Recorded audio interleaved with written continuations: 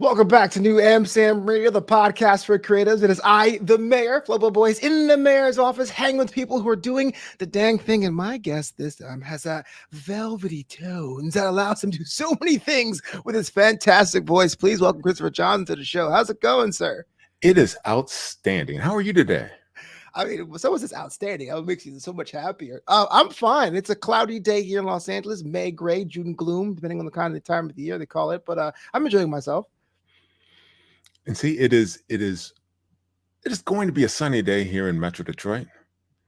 So, hey, what Yeah. could be better? What could be better? I always wanted to visit Detroit. I think we talked about this before in our last conversation. I'm a big ballpark guy. I'm a baseball guy, and I haven't been to Comerica Park yet. So it's going to happen. Just don't know when or where. All right, and you should. And hey, Detroit just reopened the Michigan Central Station. So there was a big concert. The station is over, I think, yes, basically 100 years old. It closed in the 80s. There was a huge concert. Let's see, Diana Ross, Big Sean, Eminem. Wow. Yeah. I got Detroit. So, when you visit, then that will just bring us up even further. Here's the thing. Is Detroit back? I hear yes, but then also hear, well. Both are true. Okay. Okay. Well, see, all right. Detroit is back in certain aspects. It is a vibrant, exciting city to visit. It is wonderful. But Detroit is still hugely spread out. So at its peak, the city had about 2 million people. And now it has under 700,000. Okay. So all that land is not being fully utilized. There are plans in the works. So, depending on where you are, it's like, all right, yeah, wow, this is back. And other neighborhoods, it's like, all right, so this is on its way back. Right. Emerging.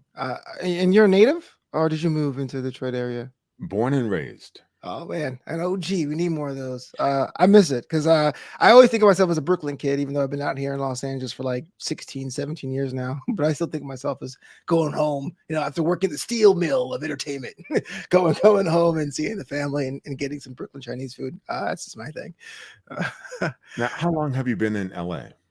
LA specifically. So I moved to Orange County first, and I did my grad school out there, film school out there. And so I moved to LA in 2010 specifically, but I've been in SoCal since 2007. Okay. Yeah. So, one of the funny things with that is the word home and where we call home, no matter how long we've been away, you could live someplace else 40 years, but someplace else is still home. Absolutely. Yeah, it's funny you mentioned that because I've been out here almost 2 decades, and I think of myself as a Brooklyn kid working in LA. And then my ex-girlfriend now, she came after me and we cohabitated, and she was like, "Oh man, I'm an Angelino." It was like an instant switch for her, and so I thought it was pretty fascinating. You know what I mean? But you're right. But let's talk about what's home for you, man. Even though you have so many talents with the voice, I want to ask about the virtual event producer stuff first, because that seems to be a very left brain job. Do you believe in left brain, right brain jobs? But if you did, it would be a very left brain job. Talk to me about how you decided to not only work in that but how you be able to thrive in that space. So here's what happened. My background is IT.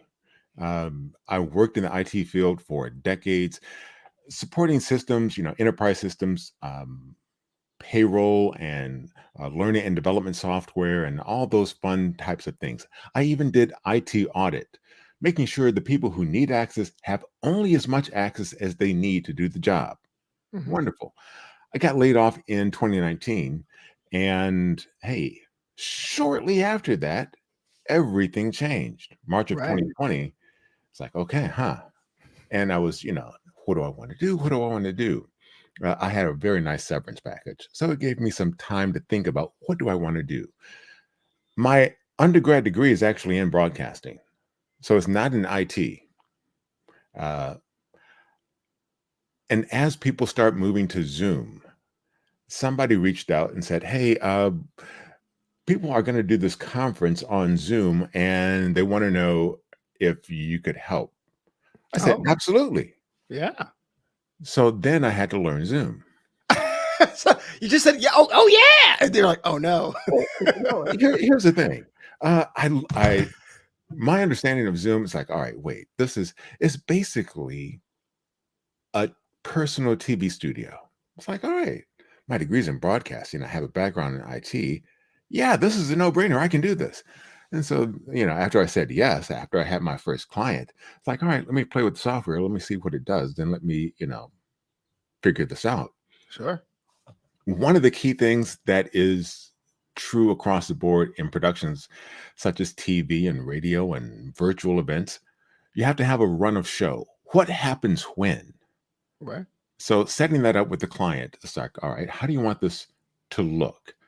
And my conversations with them, it's like, all right, this is going to be your virtual conference. What is it you want your attendees to see, to think, to feel, to understand across these 3 days? Because it was a 3-day event. Mm-hmm. And, those conversations, my language, my understanding with them, I said, okay, basically, it sounds like you want this to look like TV. So when it's a panel discussion, everybody should be roughly the same height and, in the middle of their video and not off to one side, not shrinking down, but you want it to look like TV and a light. Yeah, that's exactly right. It's like, oh, okay, no problem. We can do that. So I rehearsed with the presenters.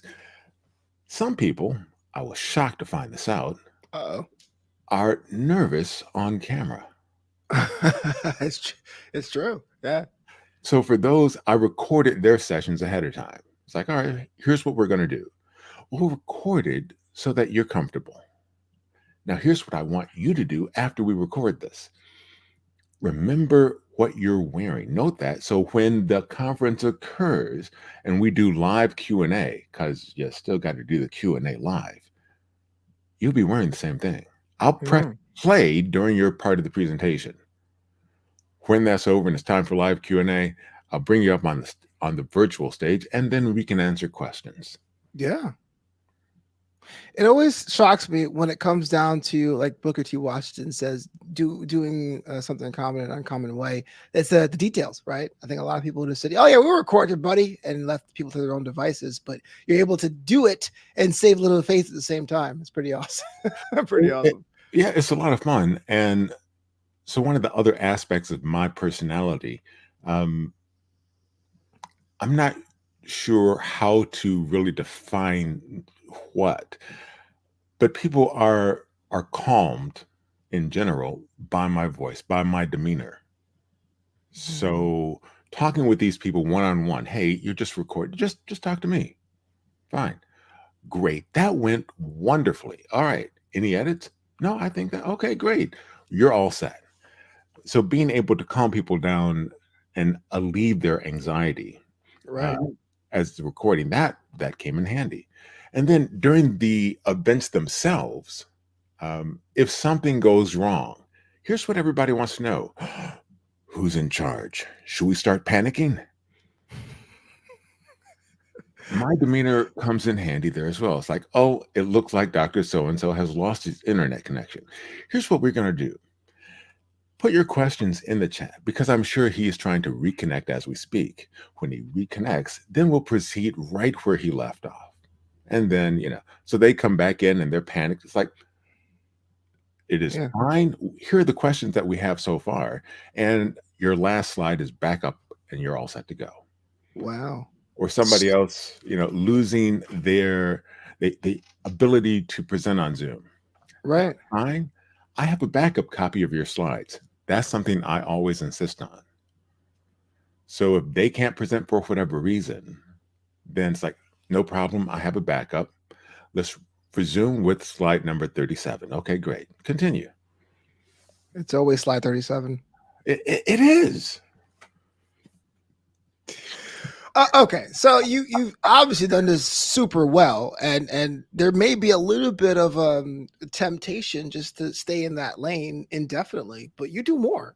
You actually are on the other side of the presentation side as well, using your voice for audiobooks and voiceover work. Like, what was that transition like? Uh, it was a lot of fun.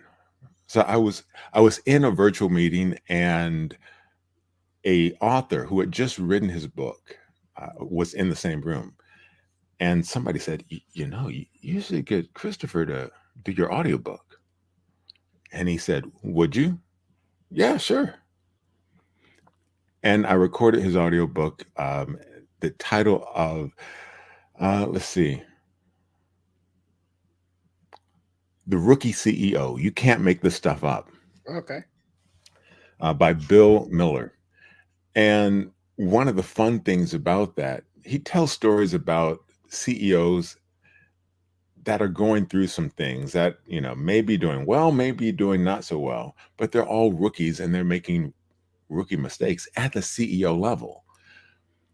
As I delivered the book to him, he played it for his wife, his daughter, and they loved it. And because it's really just telling a story, because this is a work of nonfiction, but it is still telling a story. He apologized at one point and said, wow, I didn't write that for the ear very well, did I? So it's fine. It's fine. And there's a difference. Written for the page, okay, we read the newspaper and we understand. Yeah, we are able to understand what they wrote and why they put it that way, and wonderful. Sure. Writing for the ear is different. Agreed. Completely agreed. So yeah. And so I guess the collaborative process, you're like, oh man, this is something I could see myself doubling down in. Now, okay, I'm gonna jump ahead just quite a bit, just for the sake of showing our listeners how cool that you are. You have your own production business, and so to get from hey, that was a cool experience, to, oh wait, this is something that I can make this my lane. What was that like? Were that a series of conversations, or that late night drives thinking, what's next for me, bro? Like, what was the idea for me to go for that jump? It is being curious. So, audiobooks, can I do that? It sounds like fun. Well, yes. All right. I can do that. Um, Virtual events. Can I do that? Sounds like fun. Huh. It is. Yeah. And the other thing, hey, public radio. I've been a public radio listener for decades. And when an opportunity occurred, hey, would you like to fill in? Yes, I would. So I fill in on Michigan Public. Mhm. But here's an interesting tie with the type of clients I work with in virtual events. Most of them are public radio listeners. Oh, okay. It just works out that way coincidentally. Oh, coincidentally, so you're not like sourcing clients through this. No, no. Okay. Okay. But they will mention, hey, they're based in Chicago, and I say, oh, WBEZ, that is a great station. Oh, you know it? Yes, I do know WBEZ. Mhm. People have gone from Michigan Public to WBEZ, and somebody will mention a station, it's like, or they'll mention their location. Oh, WFAE, I love that station.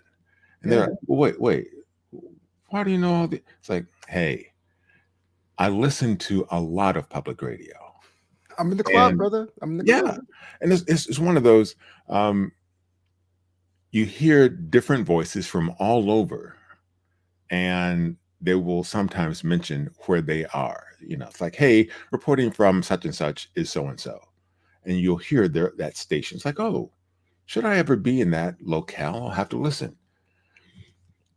And when we used to travel more, one of the first things I would do every place I traveled was the public radio station. Oh, interesting. Now, all these public radio stations have apps, so you can take your home station with you wherever you go. Yeah. Actually, I'm going to detour quite a bit because there's a whole big talk about the death of radio, and maybe concurrently or juxtapositionally, the death of public service entertainment, either in television with PBS or NPR. What's been your take on that? I mean, is it kind of doom and gloom, or is it really some truth to the fact that that river or lake is evaporating quite a bit? Not doom and gloom, but it is change. And what I mean by that is this: I listen to radio. My children don't. They get their news and information via various social media outlets.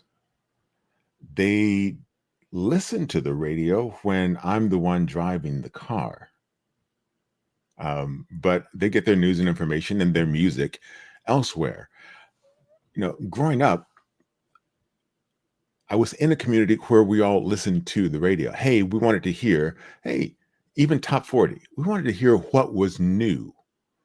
Now, uh, different various artists drop an album and I never hear it on the radio. But I'll hear that album, I'll hear that music at a party, at a picnic, at a event. Yeah. So is it doom and gloom? No, but it's changing.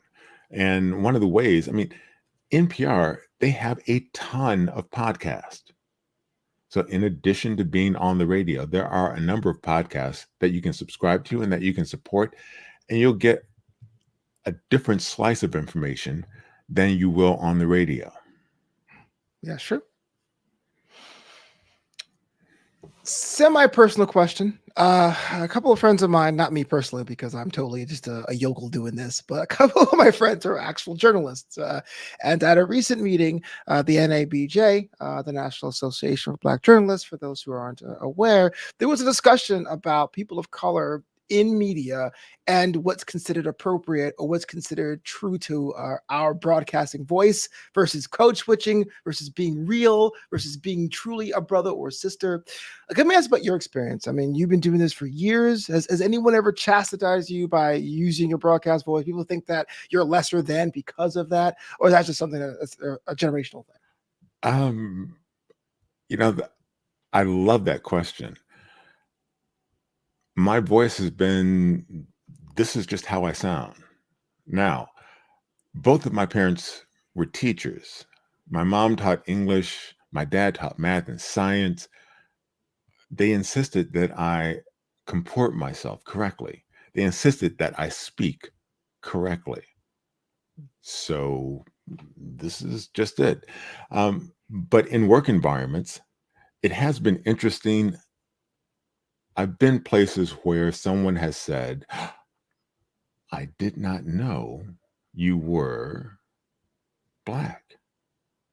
Conversely, I've had other people, I heard you and I knew right away. It's like, there's a brother on that station. It's like, okay, great. It doesn't, either it's fine. I've never been in a situation professionally at a radio station where they have said, we need you to change how you sound. Yeah. That's great. I mean, that's the best part. That's the best situation, I guess for me, again, I'm not a journalist, but I know when growing up, it was very similar. My parents were immigrants, and so there was always a drive to sound as American as possible. Whatever American is, I know it's kind of a fluid term, but without an accent from the Caribbean, I guess would be it. And I dealt with that personally, but I'm not a journalist. I didn't know if your situation was different. Do you slip back into an accent depending on the company you keep? I think we're all human. I think we're tribal people. You know what I mean? Like I don't think I do it on purpose. But my brother, who's also American born, and I speak differently. Or my friends from New York speak differently, and I go back to my extended family. It's kind of cool to say code switching, but I do think that beyond that, there is a innate desire that's almost biological for humans to fit into a tribe, and so that tends to happen. This is why your friend goes to I don't know, Cambodia for a summer, and he comes back. In Cambodia they do this because they want to get themselves ingratiated into a tribe. That is so true. Yeah. And depending on the company you keep, it's like, yes, you take on subtle nuances of how they sound. Yeah. And vocabulary is the part about that. But let me ask you a question, because I love asking this, because people always ask me this question when you go on the show. Why is it called Knew Amsterdam? And I apologize to my listeners. I feel like I explain that almost every week. But let me ask you this. Your brand is called Calm Clear Media. Talk to me about the impetus behind the name and what it means to you. All right. The name was born out of people's response to how they view me. You're just so calming. You're just so calming. It's like, okay, I guess that should be part of my name as opposed to Frantic Energy Coffee Club. No, that. Coffee. But yeah, media media transcends one particular genre. So I like that. Calm. All right, that's part of my demeanor, part of my brand. Clear. I think things should be clear. Ambiguity is always problematic. What do they mean? So calm, clear media to reflect who I am, how I show up. Oh, well, I gotta stir the pot quite a little bit. Why is it Uh-oh. not the Christopher Johnson Company? Why is it not like NPR in your face, IT flavored incorporated? Like it could have been a lot of things, but you decided to go with those. Where were you a few months ago when I was naming? Oh, all right. Well, all right. So why not Christopher Johnson? Because there are 32,413 other Christopher Johnsons. True. So there was a Christopher Johnson in the NFL. Not me. Played for the Tennessee Titans. Okay. I'm not that dude. Although people have, did you play ball? No. I'm 6'1", and I'm not a stick. So football? No, wasn't me. Um, there's a Christopher Johnson that worked at NPR. Not me. So, there's Wow. a Christopher. There are probably 3 friends that you have that are Christopher Johnsons or that you know of. So Christopher Johnson it is almost like being anonymous. I love it. Hide in plain sight. That's what it Pretty is. much. Hey, in the olden days when there was a white pages and you would have to pay extra to be unlisted. Yeah. No, I never did. How many pages of Johnsons are in there? Yeah, I'm fine. Yeah. It's kind of a running joke in our family because we just did a fake name to be listed, and so we were called the Mackeys. If you look in the white pages in New York, like the Mackeys, that was us. So I totally get it. Kind of a deep cut if you're of a certain age, but the white pages back in my day, there was white and yellow. Exactly. So I always say that everyone has their own business, who's an owner or CEO has their own board of trustees. And I don't mean that literally, but like who are the group of people that really you bounce ideas off of, you take advice from, you tell the business to, you report to, who is on your board? Well, number one would be my wife, because she supports all these shenanigans. So I will ask, hey, do you think that's a good idea? And she'll say, yeah. Or sometimes she will come to me. It's like, I saw this on YouTube. Have you thought about doing that? I haven't. Thank you. Mm. And, I have friends of a long time that I can bounce ideas off of. I'll send them something and they'll send me something. And it's like, hey, blah, blah, blah. It's a wonderful reciprocal relationship. So when I see something, I can send it to them. When they see something, they'll send it to me. We'll have a conversation about it. We'll talk books or music, and it's one of those things. The broader your circle, meaning it doesn't have to be, it's not the quantity of people, but it's the quality. So if you have folk who surround you that are from various backgrounds, then you have a lot of people you can bounce ideas off of. It's like, hey, blah, blah, blah. One of my good friends, he's an architect in Baltimore. Oh. And, we talk a lot about music and news and how the music that we listen to is broader than just quote unquote R&B or what has been considered Black music. It's like music is music. We listen to it all. Mm-hmm. Another friend, she and I talk about books, and it's interesting. She grew up in Metro Detroit, much like myself, but in a different community. She grew up in the suburbs, and she's white, and her reading list was nothing like mine. So, I took it for granted when I was in high school, yes, James Baldwin was part of the assigned reading. Okay. Yeah, James is great. And she was, wait, who? So it was not on her reading list. And Yeah. we have lots of conversations about, wait, you didn't have to do this, you didn't have to do that. And we share what's uncommon. Yeah.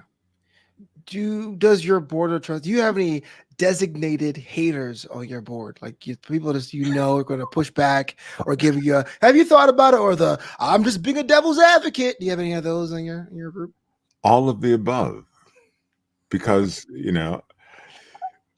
these are people who are very comfortable speaking their mind and saying, "Oh, that is the nuttiest idea you've come up with," and you've come up with some doozies.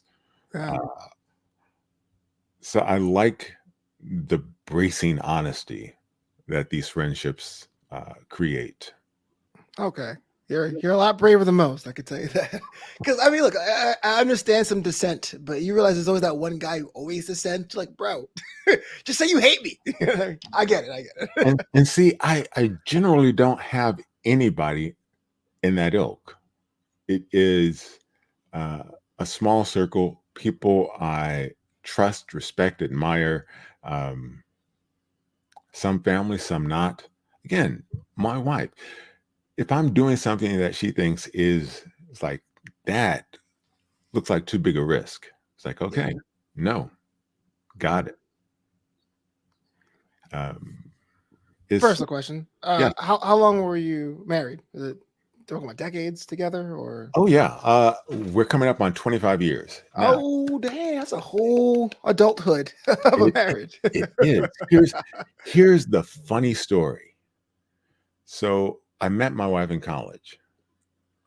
We went on a date. And it's like, okay, we are gonna be just friends. That's it. Oh, just friends. After that one date, yeah. Um, so a number of years later, as we maintained our friendship. A number of years later, I helped her move, and it's like it occurred to me she had all of the qualities that I thought were a wonderful feature in a spouse, someone to build and grow with. And I said, "Hey, do you want to go on a date?" She said, "Yeah." I said, "Oh, with me?" Oh, she said no. The end. You guys weren't married. And we went on a date, and this time, Where'd you go? Where'd you go? I'm curious. uh, For date two, I guess. Date one A, one reprise. we went to I believe, a soul food restaurant Okay, in yeah. Detroit, and it was a fun time. And 6 weeks later, I said, "Hey, will you marry me?" And she said, "Yeah." So I tell people the short version. Like, we went on a date 6 weeks later. I said, "Would you marry me?" I said, we had to get married. And people think, "Oh, you had to get married?" But, oh, yeah, yeah, we had to get married. And, 2 years later, our daughter was born. Wait a second. I thought you said you had to get married. We did. We were in love. I, I'm so like, is it like a formal proposal with like the mariachi band and I streamers, or you like, hey, babe, want to get married? Okay, like how does it, like, it was an actual proposal. I proposed in her apartment. Um, And where it gets interesting, so I was unprepared to propose. I didn't have a ring with me. wow, So, but she said yes. And shortly after that, she said, "Hey, let's go ring shopping." Absolutely. We had a blizzard, a blizzard, because I proposed right after Christmas, and we went shopping for a ring, like the 30th, 31st. There was a blizzard, shut down the whole area. But I wanted to make my soon to be blushing bride happy. So I yeah, picked her up. Yeah, we're going to go shopping for a ring. The malls were deserted, if open. The Mhm. streets were a little treacherous. We got stuck a couple times, but we survived. We found a ring. We got hitched. So And she still went with you shopping in the blizzard. yeah, well, all right. She said we have to go shopping this weekend. I said, Yeah, "Yeah, let's go." yeah. Keep that same energy when the Lions are in the Super Bowl. Nah, I'm just we're going to climb all these snow drifts. So watch the football game, babe. Hey, she said, Oh "Let's go." man, I said, "Let's go." wow, that's really awesome. That's you could tell that just not small story. Again, I haven't met your wife here, just for full disclosure, but it was like almost like a tag team thing. Like, look, I'm with you, but we're doing this. I like it, and then you guys did it. That's like a tag Yeah. team. I love it. That's awesome. We, Uh, and yeah, her name Christina Johnson. So oh yeah, probably 32,000 more people named. I tell the joke that before she got married to me, she had really good customer service on the phone. She would call up, she'd say her name, blah, blah, blah. There might be oh, wait, was that Christina with a C or with a K? And that would be it. But, Johnson, oh, uh, what state? Okay. What city? Okay.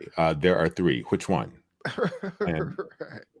but she insisted she wanted to change her name because I asked because for me it was not important to me that she changed her name. Oh yeah. I said, "Are you sure?" Because I've been a Johnson a long time. I knew what she was in for. Hmm. So no hyphen, just change that. That's really cool, man. Yeah, yeah, As I get older, knowing how much paperwork is involved, I'm like, whatever you want. Like I'm unmarried, but if I ever had someone, I'm like, look, just whatever you feel like. It's cool. exactly. Yeah. It's like, yeah, and see, I didn't have to do the paperwork, so I said, "Hey, yeah, whatever you want to do is fine with me." I love it, man. I love hearing more about the board of trustees, and that means the world. Okay, so here in New Amsterdam Radio, we ask our guests some department questions, kind of like a lightning round a bit, just get to know you as a person. Down to play. Yes, she said nervously. Where were you last? No, I'm just kidding. Do you believe in days off? And if so, how do you celebrate them? I do believe in days off and whatever makes you happy in that moment. Um, One of my traditions, I don't work birthdays. Birthdays are to do whatever it is that you want to do. Mhm. Once I got married, yeah, I don't work my wife's birthday. Once we had kids, yeah, I didn't work their birthday. What do you all want to do? This is your day. How can I help? Oh, And, those days should be spread throughout the year as well as things like birthdays. Take time off, renew, refresh. okay. So as I record this, my birthday's in 2 weeks, and I really want to see the Detroit Tigers. So send me those tickets, and I'll definitely come through. Just letting you know. I'm sorry, you're breaking up. What? All right, fine. What would you say is your favorite junk food? Mm. Favorite junk food? Ice cream. Any flavor in particular? Favorite brand? You know, things that have chocolate in them. So not chocolate ice cream, but like chocolate chip, cookie dough, or something. Chocolate chip, mint chocolate chip. There are a few Ben and Jerry's flavors that are really, really decadent. Oh yeah. What diet? That's what I say. Uh, what is left on your travel bucket list? And do you have any on this year you're going to go visit? The travel bucket list is, keeps getting longer. Um, my passport has expired, so I need to renew that. My goal is to collect purposeful stamps, not just to check something off, but to have a reason why I want to go there.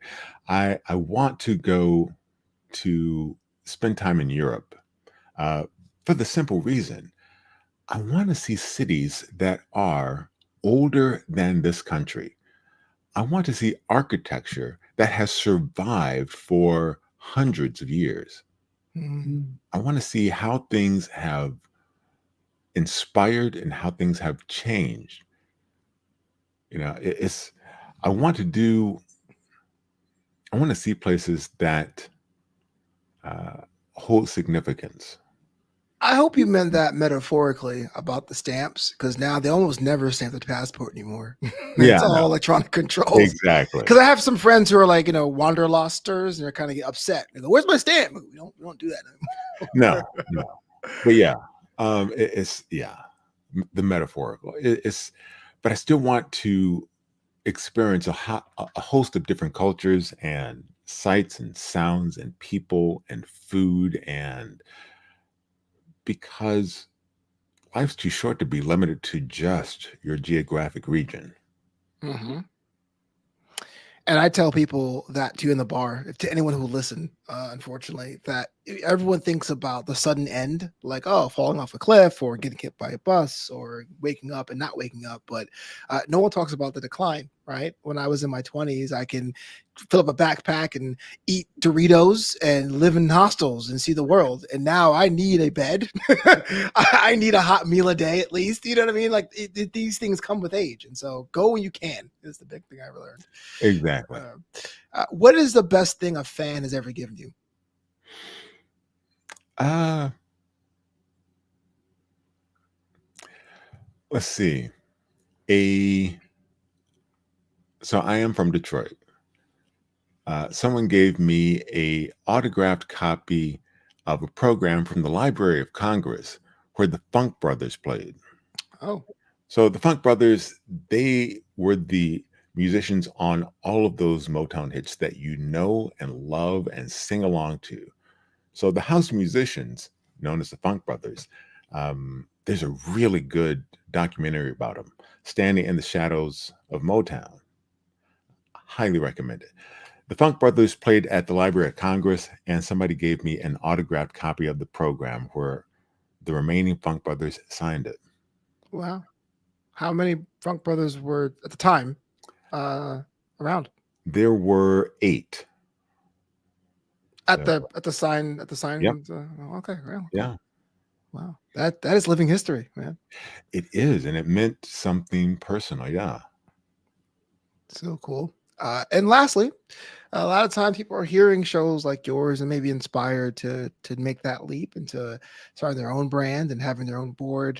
Any potential advice? Talking about pitfalls, things you wish you learned, just kind of like axioms you subscribe to. Anything you can share. do it scared.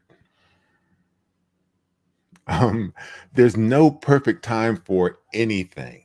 It's like, all right, well, now that I have my ducks in a row, and one will go off someplace, another one will follow. The ducks will never be lined up the way you want them to. So just start. Well, you can't knock with duck-based wisdom, Christopher. Yeah, it's a lot of fun. I just get to learn more about you and your brand, and I feel like 10 points smarter IQ wise. If someone wanted to follow you, Same. connect with you, yeah, that's pretty good. I'm already borderline genius, so now I'm a full genius. If someone wanted to connect with you, or you book you, how do they go about doing that? All right. So the company is Calm Clear Media, and calmclearmedia.com is where you can uh, book me for your virtual event.